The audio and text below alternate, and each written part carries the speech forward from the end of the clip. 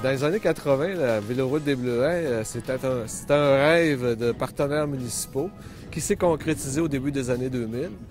Donc, on a vu l'arrivée de la Véloroute des Bleuets. Puis ça, c'est né grâce à la concertation de différents partenaires, donc 15 municipalités et la communauté amérindienne de Mastoyache. C'est quelque chose d'unique au Québec.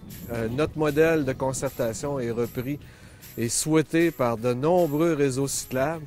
Et on a souvent des appels pour obtenir notre recette, si on veut, secrète de la concertation qui nous a menés à ce produit touristique-là. Les embûches qu'on a rencontrées au début, c'était les gens qui disaient « pourquoi on ferait une piste cyclable? C'est bien correct qu'on en fait dans la rue. » Mais au fond, ce qu'on s'aperçoit avec le temps, c'est que ça fait la promotion des saines habitudes de vie et ça a incité les gens à sortir dehors. L'an dernier, en 2013, on a eu 230 000 présences cyclistes sur le circuit et c'est la première année que nous avions 10 % de touristes hors Québec qui venaient sur la Véloroute des Bleuets. Fait qu'imaginez un peu les retombées économiques importantes dans un réseau, dans le fond, qui vaut aujourd'hui 25 millions.